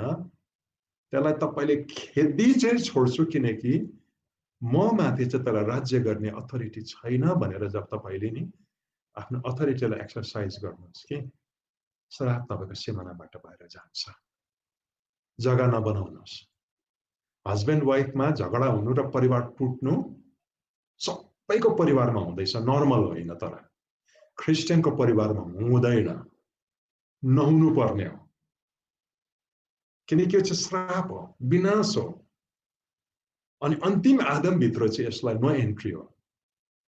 आजको दिन तपाईँ यसबाट भएर जाँदै हुनुहुन्छ भने आफ्नो अधिकार चलाउनुहोस्। म यीशु ख्रीष्ट भित्र बसेको कारणले गर्दा श्राप म तँलाई मेरो जीवनमा काम गर्न दिँदिन। क्रुसमा यीशु प्रभुले मलाई व्यवस्थाको श्रापबाट मुक्त गरिसकेको छ। तँ छैनस्, ममा काम गर्ने अधिकार तँलाई छैन, तँ जानै पर्छ, तँ जानै पर्छ। म तँलाई बस्नु दिँदिन, म बस्नु दिँदिन, म तँदेखि बाहिर भएर जीवन बिताउँछु। एग्रेसिभ हुनुहोस् त। तपाईले श्रापलाई चाहिँ नि तपाईको सिमानादेखि बाहिर जाँदै गरेको तपाईले देख्ने दिन आउँछ। किनभनेदेखि कर्स इज नट नर्मल। दोस्रो कारणमा नि म तपाईलाई लगिहाल्छु। दोस्रो कारण व्यवस्था 28 को 15 मै पाउँछ। व्यवस्था 28 को 15 सुन्नुहोस् है त, यसरी लेखेको छ, म पढ्छु तपाईहरुको अगाडि। तर आज मैले तिमीहरूलाई दिएको परमप्रभु तिमीहरूका परमेश्वरका सबै आज्ञा र विधिहरू होशियारी साथ मानेर उहाँको वचन पालन गरेनौ भने यी सबै श्राप तिमीहरूमाथि पर्नेछ र तिमीहरूलाई उछिन्नेछ। 15 पदमा के लेखेको छ? परमप्रभु तिमीहरूका परमेश्वरका आज्ञा र विधिहरू होशियारी साथ पालन गरेनौ, वचन पालन गरेनौ भने यी सबै श्राप तिमीहरूमाथि पर्नेछ र उछिन्नेछ। जीवनमा श्राप आउनुको दोस्रो शक्तिशाली कारण चाहिँ के हो भनेदेखि प्रभु यीशुलाई विश्वास गरिसकेर पनि जब हामी वचनको विरुद्ध जान्छौँ, अनेककारितामा जान्छौँ, भूल गर्छौँ, यहाँ यो त्यति बेला चाहिँ श्रापको शक्ति खुल्दछ। यहाँनिर यो वचन चाहिँ वास्तवमा इजरायलीहरूलाई भनेको। अनि इजरायली चाहिँ को? परमेश्वरसित करारमा बसेको मान्छेहरू हो। नयाँ करारको भाषामा भन्नु हो भनेदेखि नि परमेश्वरसित करारमा बसेको मान्छेहरूलाई चाहिँ क्रिस्चियन, विश्वासी र चेला भन्दछ। कति मानिसहरूले आफ्नो जीवनमा जब गल्ती गर्छन् त्यति बेला चाहिँ श्रापलाई खुल्ने ठाउँ दिँदछ। यद्यपि सबै श्राप चाहिँ अनेककारिताले आउँदैन, तर कति मानिसले आफ्नो जीवनमा श्रापलाई चाहिँ अनेककारिताद्वारा खोल्दछ। जब हामी पाप गर्छौँ, प्रभु यीशुलाई विश्वास गरिसकेर हामी भूल गर्छौँ, झट्टै त हुँदैन है त। किनभनेदेखि पवित्र आत्माले नि त्यति बेला अनुग्रहलाई चलाउन सुरु गर्नुहुन्छ। अनुग्रहद्वारा तपाईको जीवनमा त्यो श्रापलाई पस्नदेखि रोक्छ। अनि त्यो अवधिभरि पवित्र आत्माले तपाईलाई भन्छ पश्चाताप गर, क्षमा माग, परमेश्वरको पुनर्स्थापनासम्म फर्केर आइज। आज बोल्नुहुन्छ, भोलि बोल्नुहुन्छ, पर्सि बोल्नुहुन्छ, जीवनलाई सच्चा, जीवनलाई सच्चा, जीवनलाई सच्चा। तर आज मान्दैनौ, भोलि मान्दैनौ, पर्सि मान्दैन कति मान्छेले। अनि बिस्तारै पवित्र आत्मा बोलेको सुन्नु कम हुँदै हुँदै हुँदै जान्छ। त्यति बेला चाहिँ ब्लेसिङ डिसेबल हुन सुरु हुन्छ र श्रापले प्रवेश गर्ने ठाउँ पाउँदछ। अनि त्यति बेला चाहिँ के हुँदछ? क्रिस्चियनहरू एक्सिडेन्टमा परेर मर्दछ, क्रिस्चियनहरू गोली लागेर मर्दछ, नमिठो घटनामा परेर मर्दछ। किनभने त्यति बेला ब्लेसिङ डिसेबल हुँदछ, श्राप एक्टिभेट हुँदछ। यदि आज कसैको जीवनमा तपाईँलाई लाग्छ कि मैले सच्याउन पर्ने ठाउँ छ जहाँ प्रभु मसित धेरै भएको छ बोल्नु भएको भने तपाईँलाई लाग्छ भनेदेखि म तपाईँलाई के भन्छु? तपाईँको भत्केको वाललाई फेरि पुनर्स्थापना गर्नुहोस्, किनकि परमेश्वर तपाईँलाई रेस्टोरेसनतर्फ बोलाउँदै हुनुहुन्छ। श्राप बस्ने अर्को एउटा ढोका चाहिँ के पनि हुन्छ भनेदेखि नि पुर्खाद्वारा। प्रस्थान 34 को 7 पदमा आउनुहोस्। प्रस्थान 34 को 7 पद ल यसरी लेखेको छ, म पढ्दैछु। उहाँले हजारौं हजारमाथि कृपा देखाउनुहुन्छ, दुष्टता, विद्रोह र पाप क्षमा गर्नुहुन्छ, तर उहाँले दोषीलाई कुनै पनि किसिमले सजाय दिनुहुन्छ। पिता पुर्खाको दुष्टताको दण्ड तिनीहरूका छोराछोरी नाता नातिना तेस्रो र चौथो पुस्तासम्म दिनु भन्छ। यहाँ श्राप भन्ने शब्द प्रयोग गरिएको छैन।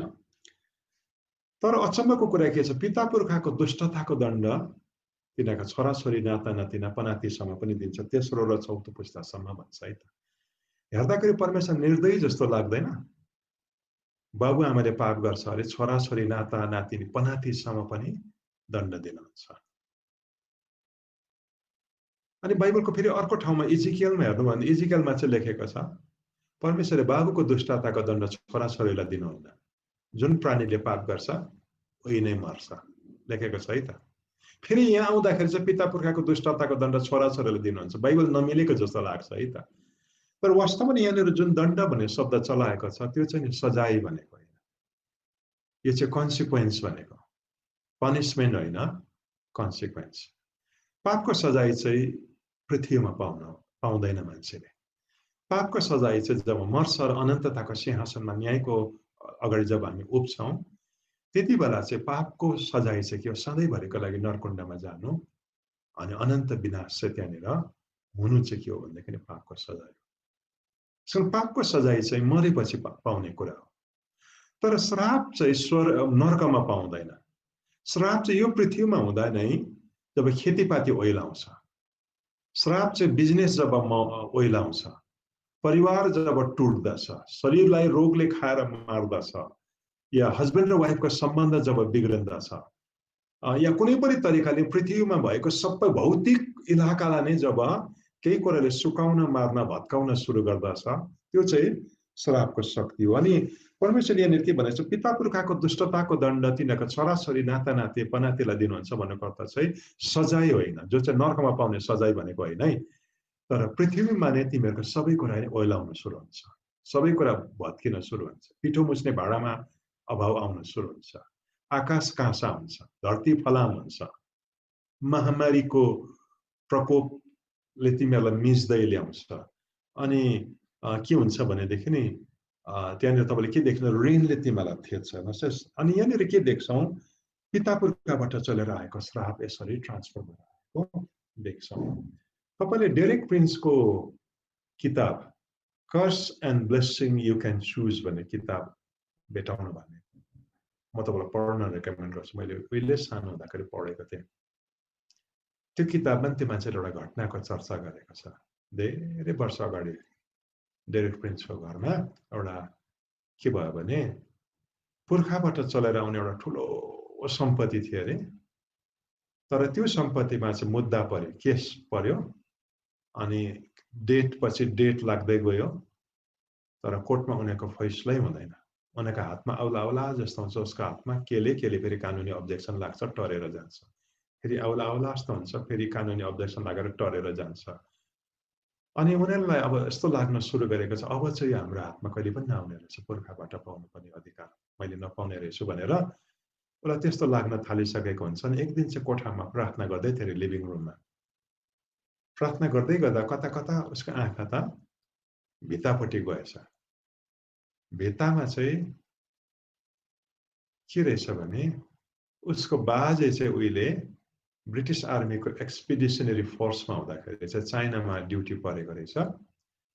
अनि चाइनामा त्यो ड्युटी पर्दाखेरि चाहिँ कति वर्ष चाइनामा बसेर फर्किँदाखेरि चाहिँ लुगाको एकदमै राम्रो लुगामा हातले बुनेर एम्ब्रोइडरी गरेर बनाएको ड्रागनको सजाउने ठुलो पोस्टर जस्तो तर लुगाको 4वटा कि कतिवटा चाहिँ लिएर आएको रहेछ। एकदमै महँगो त्यो एउटा सामान।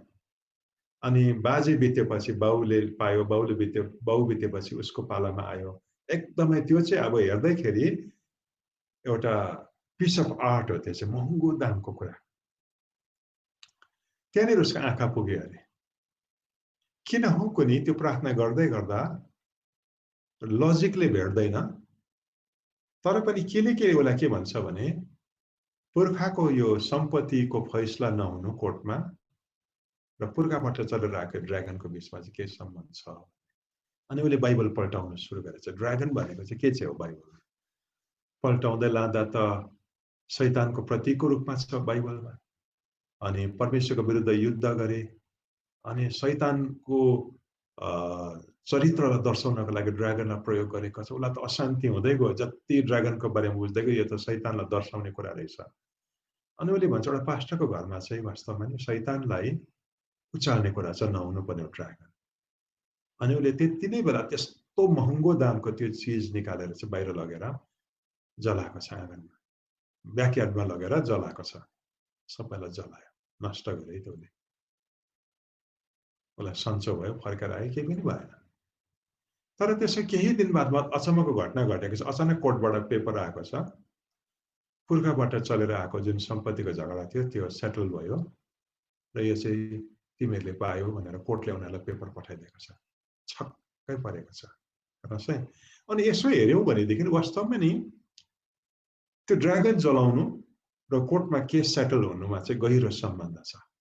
वास्तवमा त्यो समस्या चाहिँ पुर्खादेखि ट्रान्सफर हुँदै हुँदै हुँदै हुँदै हुँदै आएको छ। कतिवटा परिवारमा नि पुर्खामा कतिवटा पाप गरेका हुन्छन्, पुर्खाले काम बिगारेका हुन्छन्, तर त्यो चाहिँ जेनेरेसनमा चलेर आएको हुन्छ। तपाईँले त्यो समस्यालाई भोग्दै गरेको हुन्छ। पुर्खा जुन समस्या पर्यो, बाजे जुन समस्या पर्यो, बाउ पनि त्यही समस्यामा, आफू पनि त्यही समस्या पर्दै गरेको हुन्छ। पुर्खा जुन समस्या पर्यो, आमा पनि त्यही समस्यामा, अनि आजको दिन तपाईँ पनि त्यही समस्यामा पर्दै गरेको छ। कोही बेला पुर्खाले रगत बगाएर सम्पत्ति हासिल गरेको छ, पुर्खा त मरेर गए, तर त्यो सम्पत्ति तपाईँको हातमा आउँदाखेरि त्यति बेला निर्दोषको रगत लागेको त्यो जमिन या प्रपर्टी जब तपाईँको हातमा आएको हुन्छ, त्यति बेला कर्जको लागि काम गर्ने ढोका खुलिएको हुन्छ। कतिवटा सरसामान चलेर आएको हुन्छ, चिजबिज चलेर आएको हुन्छ। यसलाई चाहिँ भन्दा के भन्दा छ, जेनेरेसनल कर्ज। तपाईँ प्रभु पाएको मान्छे, उद्धार पाएको मान्छे हो, हामी छुटकारा पाएको मान्छे, तर जेनेरेसनमा खुलिएको यो कर्जको विन्डोलाई चाहिँ हामीले बन्द गरेका हुँदैनौँ। हामीले पश्चाताप गर्न जरुरी छ। पुर्खा त मरेर गयो, तर पुर्खाको पक्षमा उभिएर नै हामीले भन्न जरुरी छ, प्रभु पुर्खाले तपाईँको विरुद्ध अपराध गर्यो, म मेरो खानदानको लागि क्षमा माग्छु। म मेरो बाउबाजेको पक्षमा उभिएर उनीहरूले गरेको अपराधलाई चाहिँ म पश्चाताप गर्छु भन्न चाहिँ हाम्रो लागि जरुरी छ। यसले पुर्खालाई स्वर्ग लाँदैन, तर यसले तपाईँको परिवारलाई चाहिँ श्रापदेखि बाहिर निकाल्दछ। हामी इङ्ल्यान्डमा थियौँ, त्यति बेला एक दिन स्टेजमा परिचय गराउँदै गर्दाखेरि मैले तपाईँलाई भने पनि होला, परिचय हुँदै थियो इन्डियाबाट आएको मान्छे भनेर म र मेरो 2-3 जना साथीहरूलाई परबाट एकजना व्हाइट म्यान आयो, परबाट सुई सुई सुई आएर मेरो खुट्टा च्याप्पै समातेर मेरो जुत्तामा त नि निधार राखेर रुन थाल्यो। अब व्हाइट म्यानले खुट्टा समातेर रुँदा कस्तो देख्छ? अमेरिका त के जस्तो नलाग्ला, यहाँ त गोराहरूलाई त साप भन्छ, इन्डियामा त सापले चाहिँ निधार चाहिँ खुट्टामा राखेर, मेरो खुट्टामा राखेर रुँदै गर्दाखेरि त छक्कै लाग्दो दृश्य नि।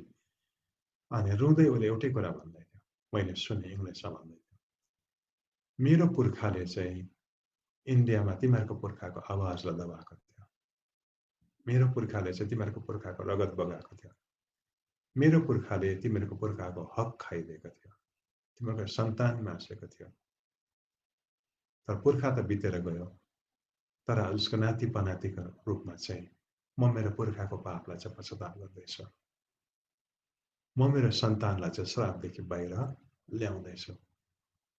मेरो पुर्खाको पक्षबाट म तिमीलाई क्षमा माग्दैछु भनेर माफ माग्दै थिएँ। अहिले यसो फर्केर हेर्दाखेरि त्यो मान्छेले जेनेरेसन कर्सलाई चाहिँ आफ्नो जीवनमा ब्रेक गर्दै थिए। आज पश्चाताप र रेस्टिट्युसनको बारेमा चर्चा गर्ने टाइम छैन। हामीले क्षमा माग्नु मात्र पर्याप्त छैन, तर भरपाई गर्न पनि जरुरी छ। हेर्नुहोस् है त, उसले त्यस कुरालाई के गर्दै थियो भनेदेखि नि भरपाई गर्दै थिए। श्राप चलेर आउने 5औं कारण, एउटा कारण, दुईटा कारण, तेस्रो कारण, चौथो कारण पनि तपाईलाई बताइदिउँ। श्रापले कसरी हाम्रो जीवनमा खुल्ने मौका पाउँदछ भन्दाखेरि नि नेगेटिभ फेथले गर्दाखेरि, नकारात्मक विश्वासले गर्दा श्राप हाम्रो जीवनमा खुल्दछ। यिर्मया 17:5 यसरी लेखेको छ है त। जेरेमाया च्याप्टर 17:5 यसरी लेखेको छ, परमप्रभु यसो भन्नुहुन्छ, श्रापित होस् त्यो मानिस जसले मानिसमाथि भरोसा राख्दछ र शारीरिक शक्तिमाथि भर पर्दछ, जसको हृदय परमप्रभुदेखि तर्की गएको छ। Cursed is the man who trusts in man. मान्छेमाथि, देखिने शक्तिमाथि, प्राकृतिक कुरामाथि बेसी जब भरोसा राख्छ, त्यसले चाहिँ श्रापलाई एक्टिभेट गर्दछ। कति मान्छेको नि परमेश्वरको आत्मिक शक्तिमा भन्दा बढी भरोसा चाहिँ प्राकृतिक शक्तिमा छ। उनीहरूले चङ्गाइको शक्तिलाई पत्याउँदैन, तर रोगको शक्तिलाई पत्याउँछ। म निरोगी बस्छु या जाति हुन्छलाई पत्याउँदैन, उनीहरूले के भन्छ, हामी बिमार हुन्छौँ र मर्छौँलाई पत्याउँछ है त। अनि जसै हामी बिमार हुन्छौँ र मर्छौँलाई पत्याउँछ, हामी जाति हुँदैनौँलाई पत्याउँछ, त्यति बेला चाहिँ के हुँदछ, जाति नहुने श्राप एक्टिभेट हुँदछ। त्यति बेला अभावको श्राप एक्टिभेट हुँदछ। याद राख्नुहोस् है त, जाति हुँदैन भन्नु पनि के हो भन्नुहोस् त, विश्वास हो। तपाईँलाई सुन्दाखेरि अचम्म लाग्छ होला है त। जसरी जाति हुन्छु भन्नु विश्वास हो, जाति हुँदैन भन्नु पनि के हो भन्नुहोस् त, विश्वास हो। तर त्यो विश्वास चाहिँ परमेश्वरमाथिको विश्वास होइन, विनाश गर्ने रोगको शक्तिमाथिको विश्वास हो। यसमा कसैले म जाति हुँदैन भनेको मतलब चाहिँ के हो भन्नुहोस् त, रोगले मलाई मार्छ भन्ने शक्तिमाथिको के हो, विश्वास। मलाई पुग्दैन भन्नु तपाईँलाई थाहा छ के हो, अभावको शक्तिमाथिको विश्वास हो। हेर्नुहोस्, हामी उँभो लाग्दैनौँ भन्नु के हो भन्नुहोस् त, उँभो नलाग्ने शक्तिलाई चाहिँ हामीले हाम्रो विश्वासद्वारा एम्पावर गर्दछ। यहाँनिर के भन्छ भनेदेखि नि, मानिसको शक्ति र शारीरिक शक्तिलाई चाहिँ जब बेसी पत्याउँछौँ, त्यसले चाहिँ के गर्दछ भने त्यो शक्तिलाई काम गर्नको लागि एक्टिभेट गर्दछ, त्यो श्रापको शक्तिलाई। अयुबको जीवनमा चाहिँ त्यस्तो भएको थियो है त। अयुबको डर चाहिँ के थियो भनेदेखि मेरो छोराछोरीले पाप गर्छ होला, त्यसले गर्दा छोराछोरीले पार्टी गरे कि त भोलिपल्ट बाउ काखीमा भेडा बोकेर पुगिहाल्थ्यो बलिदान चढाउन। पाप गरोस् कि नगरोस् भेडा चढाइहाल्थ्यो। अनि बादमा गएर यसो हेऱ्यो भने अयुबले के भनेको छ, जुन कुरासित म डराउँथेँ त्यही कुरा ममाथि आइलाग्यो। त्यस्तो कति बेला भने उसको घर जल्दाखेरि, उसको छोराछोरी मर्दाखेरि, उसको बिजनेस डाकुले लुटेर लगिदिँदाखेरि, उसको शरीरमा घाउ निस्किँदाखेरि उसले त्यो घाउ कनाउँदै भनेको छ, जुन कुरासित म डराउँथेँ त्यही कुरा ममाथि आइलाग्यो। त्यसको मतलब के रहेछ भन्नुहोस् त, अयुबको छोराछोरी मरेकै थिएन, तर उसलाई भित्र केले डर लाग्दछ, मेरो छोराछोरी मर्छ होला, मेरो बिजनेस खत्तम हुन्छ होला, मेरो परिवार बर्बाद हुन्छ होला। आज डरायो, भोलि डरायो, पर्सि डरायो। अनि त्यति बेला चाहिँ अयुबको जीवनमा विनाशलाई एम्पावर चाहिँ केले गरेको छ, उसको एक्सपेक्टेसनले। धेरै क्रिस्चियनहरूको जीवनमा के छ भन्नुहोस् त, उँभो लाग्छु भन्ने कुरालाई पत्याउँदैन, उँभो लाग्दिन होला, मलाई पुग्दैन होला, म बिमार हुन्छु होला, म जाति हुँदैन होला, म मर्छु होला, एक्सपेक्टेसन। अनि यो नेगेटिभ फेथले चाहिँ यिर्मया 17 अध्यायमा भनेको छ, यसले चाहिँ के गर्दछ, कर्सलाई काम गर्ने एउटा झ्याल खोलिदिँदछ।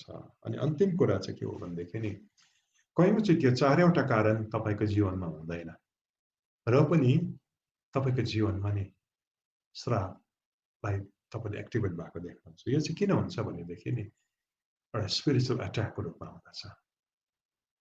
तपाईँलाई नि शैतानले भत्काउनका लागि, तपाईँलाई नष्ट गर्नका लागि तपाईँको जीवनमा श्राप ल्याउँदछ है त। अनि यस्तो चाहिँ किन हुँदछ भने तपाईँ एउटा डेस्टिनी बोकेको मान्छे हुनुहुन्छ। तपाईँले 80 वर्ष बाँच्दाखेरि जति प्रभुको काम गर्नु सक्थ्यो, तपाईँलाई 50 वर्षमा मार्यो भनेदेखि नि त्यो कामलाई कम्ती गर्नु सक्छ। तपाईँले नि प्रस्पेरिटीको टुप्पोमा पुग्दाखेरि मान्छेलाई दिएर थुप्रो कुरा गर्न सक्नुहुन्थ्यो, तर तपाईँको प्रस्पेरिटीलाई रोक्न सक्यो भनेदेखि नि तपाईँ प्रस्पर हुँदाखेरि तपाईँले मान्छेलाई गर्नु सक्ने जुन भलाइ थियो नि त्यसलाई रोक्न सक्छ। तपाईँलाई 50 वर्षमा मार्न सक्यो भने त 80 वर्षसम्म बाँचेको भएदेखि प्रभुको लागि तपाईँले जे गर्नु सक्थ्यो त्यसलाई रोक्न सक्छ। त्यसले गर्दा कयौँचोटि धर्मी मान्छेको जीवनमा श्राप चाहिँ किन आउँदछ भन्दा उसले परमेश्वरको नियति बोकेको हुन्छ, परमेश्वरको योजना बोकेको हुन्छ। कसको जीवन? युसुफको जीवन हेर्नुहोस्। युसुफको जीवनमाथि भएको आक्रमण तपाईँले पाउनुहुन्छ नि पुरानो करारमा, उत्पत्तिमा। त्यो चाहिँ नि उसले सपनाको कारण आएको छ है त। सूर्य चन्द्र 11वटा ताराले उसलाई ढोकेको सपना, 11वटा धानको गहुँको बिटाले उसलाई ढोक्दै गरेको सपना। अनि त्यसको कारणले गर्दा चाहिँ उमाथि के आएको छ? विनाश आएको छ, सतावट आएको छ, खेदो आएको छ, घरि पोतिफरको घरमा कमारा भएर गएको छ, घरि जेलमा परेको छ। त्यो चाहिँ के हो भनेदेखि नि ऊ माथि परमेश्वरको जुन योजना छ नि त्यो योजनालाई चाहिँ रोक्ने कोसिस हो। आज तपाईँ धेरैजना स्पिरिचुअल एट्याकबाट किन जाँदै हुनुहुन्छ भनेदेखि नि तपाईँ परमेश्वरको डरलाग्दो योजना बोकेको मान्छे हुनुहुन्छ। शैतान तपाईँदेखि डराउँछ। तपाईँलाई मार्न सक्यो भनेदेखि त्यसले परमेश्वरको योजनालाई नि गर्भमा तुहाउन सक्छ। यसकारण तपाईँ बाँच्नुपर्छ। आमेन भन्नुहोस् न। तपाईँ उँभो लाग्नुपर्छ। तपाईँ बलियो बस्नुपर्छ। किनकि तपाईँ मर्दाखेरि तपाईँ मात्रै मर्नुहुन्न, परमेश्वरको योजना पनि भत्किन्छ। तपाईँले आफ्नो प्रशस्ततालाई हराइ पठाउँदाखेरि तपाईँ मात्र गरिब बस्नुहुन्न, परमेश्वरको योजना ब्लक हुन्छ। यसकारण यो एट्याक चाहिँ नि वास्तवमा तपाईँमाथिको एट्याक होइन, तपाईँमाथि ईश्वरले जुन योजना तपाईँको शिरमाथि राख्नु भएको छ त्यो योजनामाथिको एट्याक हो। त्यसले गर्दा एउटा स्पिरिचुअल एट्याकको रूपमा के आउँदछ? कर्स आउँदछ। मैले यहाँनिर अन्त गर्नुपर्छ, तर मैले तपाईँलाई समाधान पनि बताएर मात्रै अन्त गर्न चाहिँ सही हो। तपाईँ यो 5वटा कारणमध्ये कुनै पनि कारणले गर्दाखेरि तपाईँ आज श्रापको शक्तिको पेलाइमा पर्नु भएको छ भनेदेखि छुटकारा कसरी हुने? अघिको सुरुको पदमै आउनुहोस् न। गलाती 3 को 13 र 14 नै कम्प्लिट गरौँ न। गलाती 3 को 13 र 14 म पढ्दैछु है त। हाम्रा निम्ति शराब बनेर ख्रिस्टले हामीलाई व्यवस्थाको शराबबाट मोल तिरेर छुटाउनु भयो, किनभने काठमा झुन्डिने हरेक श्रापित हुन्छ भन्ने लेखिएको छ। उहाँले हामीलाई मोल तिरेर छुटाउनु भयो ताकि अब्राहमलाई दिएको आशिष ख्रिस्ट येशूद्वारा अन्य जातिहरूमा आओस् र हामी विश्वासद्वारा प्रतिज्ञाको पवित्र आत्मा प्राप्त गर्न सकौँ। अब श्रापदेखि छुटकारा चाहिँ कसरी हुन्छ भन्दाखेरि प्रकाश पाउनु र त्यसलाई पत्याउनुबाट सुरु हुन्छ। बाइबलले के भन्छ भने यीशु ख्रिस्ट श्रापित हुनुहुन्थेन, तर क्रुसमा झुन्डिँदा चाहिँ he became curse for us। हाम्रो सारा श्राप चाहिँ प्रभु यीशु माथि परमेश्वरले हालिदिनु भयो अनि हाम्रो सारा श्राप चाहिँ यीशु प्रभु माथि खर्च भइसकेको छ। अस्ति केही हप्ता अगाडि सञ्चबारको प्रोफेटिक प्रेयर हाम्रो चर्चमा हुँदै थियो अनि म कतिवटा बिमारबाट भएर जाँदै थिएँ अनि प्रार्थना भइराखेको थियो। मैले कसैलाई पनि भनेको थिइनँ, मलाई बिमारमा साह्रो पर्दै थियो। अनि त्यति बेला अचानक म भित्र पवित्र आत्मा बोलेको अनुभव गरेँ। परमेश्वरले मलाई भन्नुभयो, क्रुसलाई हेर, के देख्दैछस् भन्नुभयो। मैले पनि हेर्ने कोसिस गरेँ। अचानक मलाई बाइबलको यो खण्ड याद आयो, काठमा झुन्डिने हरेक श्रापित हुन्छ। त्यति बेला मलाई यो भन्नु मन लाग्यो परमेश्वरले, प्रभु परमेश्वर म त क्रुसमा त नि एउटा श्रापित येशूलाई म झुन्डिराखेको देख्दैछु। किनकि बाइबलमा के लेखेको छ, काठमा झुन्डिने हरेक श्रापित हुन्छ। म त श्रापित येशूलाई देख्दैछु। परमेश्वरले मलाई भन्नुभयो, तँलाई थाहा छ क्रुस यति डरलाग्दो श्रापित छ। क्रुसमा चाहिँ येशू नि धर्मी छैन, के छ, श्रापित भएको छ। यो उहाँको आफ्नो श्राप होइन, मैले तँभित्र भएको हरेक श्रापलाई चाहिँ टिपेर बटुल बाटुल पारेर येशूभित्र हालिदिएँ अनि क्रुसमा चाहिँ he became the most cursed person in the universe। यीशु ख्रिस्टलाई क्रुसमा श्रापित देख्दैछस्? देख्दैछ।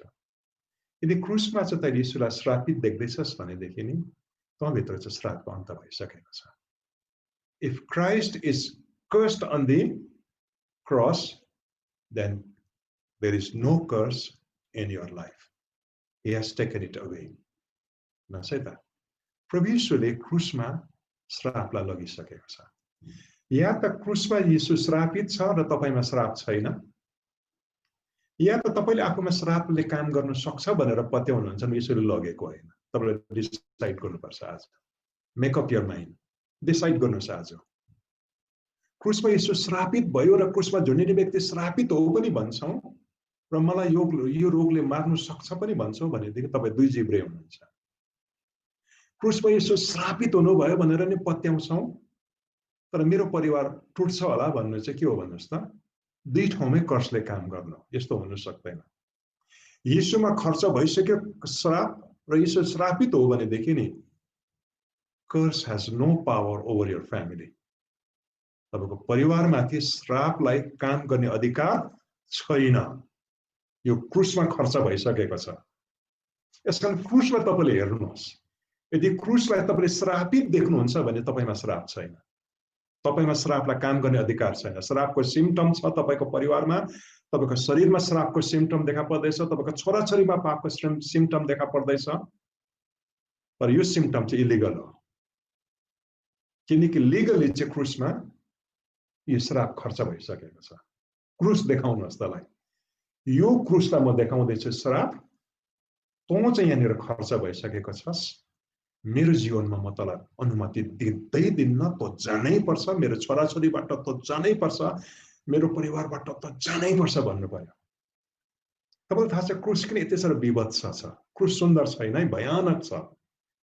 काँडाको मुकुट, रगत सुकेको अनुहार, रातभरि कुटेको, हामी कुखुरा काट्दाखेरि कतिले हेर्नु सक्दैनौँ, तर 6 इन्चीको काँटी चाहिँ नि जिउँदै मान्छेको शरीरमा ठोक्नु चाहिँ नि विभत्स ग्रुसम देख्छ है त। क्रुस खासमा सुन्दर छैन, नक्सामा मात्र सुन्दर देखाएको। तपाईँले साँच्चैको त्यति बेलाको क्रुसलाई चाहिँ देख्नु सक्ने भएदेखि कतिले हेर्नु सक्नुहुन्थेन, त्यति साह्रो विभत्स छ क्रुस। अनि परमेश्वरले मलाई भन्नुभयो, तँलाई थाहा छ क्रुस किन यति साह्रो विभत्स छ, किन यति साह्रो भयानक छ, तँलाई थाहा छ? किनभनेदेखि नि तेरो जीवनमा भएको एकैवटा श्राप छ नि, त्यो क्रुसमा सबै पोखिएको छ, खनाइएको छ।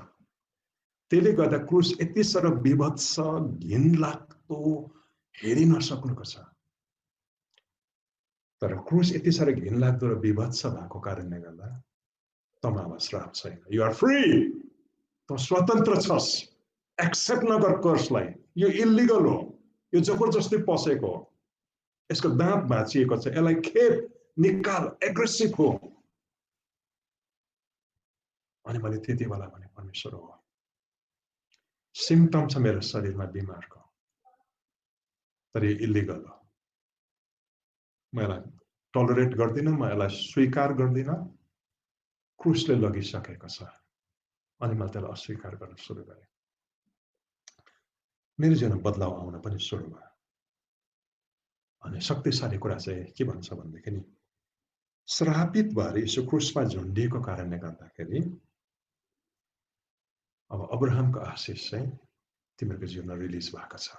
ब्लेसिङ इज रिलिज्ड, आशिष रिलिज भएको छ।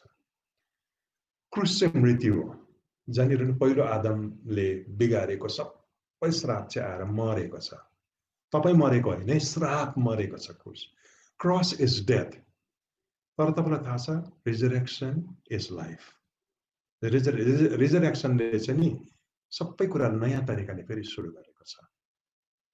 यसकारण म तपाईँलाई के भन्छु भने, live in the power of resurrection. पुनरुत्थानको जीवनमा जिउनुहोस्।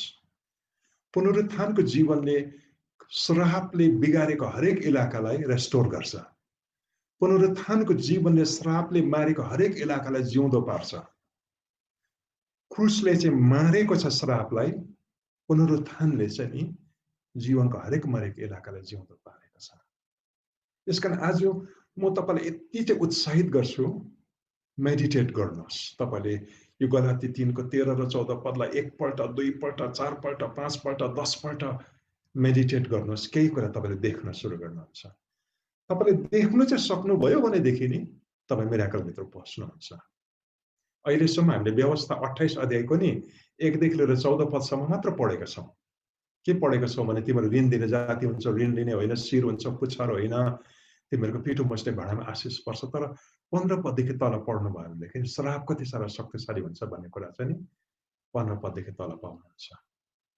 तर त्यसलाई टक्क लगाएर तपाईँले गलाती 3 को 13 र 14 मा जोड्नुहोस्। श्राप जति नै भयानक भए पनि क्रुस चाहिँ त्योभन्दा डरलाग्दो भयानक छ। अनि त्यो भयानक क्रुसले चाहिँ नि श्राप स्टिङलाई चाहिँ चुडाइसकेको छ। डिसिजन तपाईँको हातमा छ, श्रापलाई सहने कि श्रापलाई चाहिँ नि तपाईँले एग्रेसिभली अस्वीकार गर्ने। एग्रेसिभली अस्वीकार चाहिँ गर्नुभयो भने म तपाईँलाई भनिदिउँ, you can live a curse free life. तपाईँ बिमार हुनुहुन्न, अनि बिमारै भयो भनेदेखि नि हिलिङ चाहिँ नि तपाईँको पर्सन हो। आउनुहोस् हामी तपाईँलाई प्रार्थना गरौँ। यस, हो धन्यवाद, धन्यवाद, धन्यवाद, धन्यवाद। म्युटमै भए पनि तपाईँले नि यति बेला यो वचन सुन्नुभयो, प्रकाशलाई सुन्नुभयो। यति बेला आफ्नो अधिकारलाई तपाईले चलाउन सुरु गर्नुहोस्। रेखेरे दे याना सिक्रेथेले दे इत्रेने सिक्रेचिपे थेमे सुक्रोथोलोबो खिस्पितेले बे सुक्रोतोलो सिक्रामा तेले देले तस्कोतुमा सिक्रेथेले बे खेना थायारा थायाला सिक्रेथेले they Daskiteri bi supremo sutrili kille tonna kasi diskete de kiri de yalaba sombra makaya laba laba. Christ has redeemed us from the curse of the law by becoming curse for us. For it is written, cursed is everyone that hangs on a tree. Cursed is everyone that hangs on a tree. येशू क्रुसमा तपाईलाई म श्रापित देख्दैछु, विभत्स देख्दैछु, रगतले प्रभु कालो भएको देख्दैछु, तपाईलाई म हेरि नसक्नुको देख्दैछु। अनि धन्यवाद, तपाई भत्किएको कारणले गर्दा, तपाईलाई हेरि नसक्नु भएको कारणले गर्दाखेरि मेरो श्राप रद्द भएको छ। धन्यवाद क्रुसको लागि। म टलरेट गर्दिन, न मेरो खानदानमा म बिमारीलाई टलरेट गर्छु, न अभावलाई टलरेट गर्छु, न मृत्युलाई टलरेट गर्छु। मृत्यु जस्तै चर्को आवाजमा किन नबोलोस्, त्यो भयानक क्रुसमा त सकिएको छस्। You are finished. You are finished. You are finished. मेरो जीवनमा, मेरो आफ्नो मान्छेको जीवनमा, मेरो चर्चमा तँलाई काम गर्ने अधिकार छैन। यति बेला म पास्टर दिलुको लागि प्रार्थना गर्छु। नो मृत्युको शक्ति तैँले दाबी त गरेको छस्, तर तेरो दाबीमा कुनै पनि लिगल ब्याकअप छैन। तँ इलिगल होस्।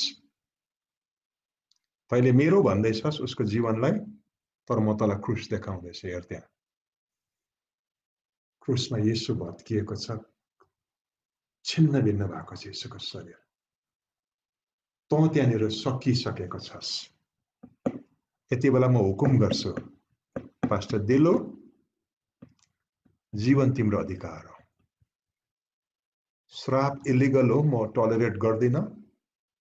यो गइसकेको छ, यसको शक्ति खोसिसकेको छ। म हुकुम गर्छु, पुनर्स्थापना हो। दुःख दिने शक्ति जा जा जा जा छैन। तो छैनस् उसको जीवनमा, छैनस्। तेरो अधिकार, तेरो काम गर्ने अधिकार, तेरो शक्ति छैन। पास्टर जङ्गा, पास्टर सिलासको परिवार अनि जतिलाई पनि यति बेला रोगले सताउँदैछ। म तँलाई स्वीकार गर्दिन, म तँलाई स्वीकार गर्दिन। परमेश्वरले भनेको छ त्यसले मेरो नाउँ पुकारेको कारण म त्यसलाई छुटकारा दिनेछु अनि म त्यसलाई दीर्घायु बनाएर सन्तुष्ट तुल्याउनेछु।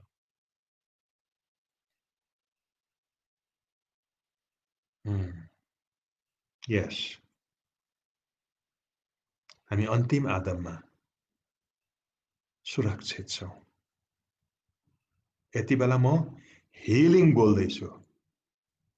पास्टर दिलुमाथि यति बेला म हिलिङ बोल्दैछु। हिलिङ हो, हिलिङ हो। बाँच, जीवनमा फेरि पनि पुनर्स्थापना हो। जीवन जीवन जीवन जीवन। पास्टर जङ्गमाथि जीवन र हिलिङ हिलिङ हिलिङ। पास्टर सिलासमाथि, परिवारमाथि यति बेला म बोल्दैछु हिलिङ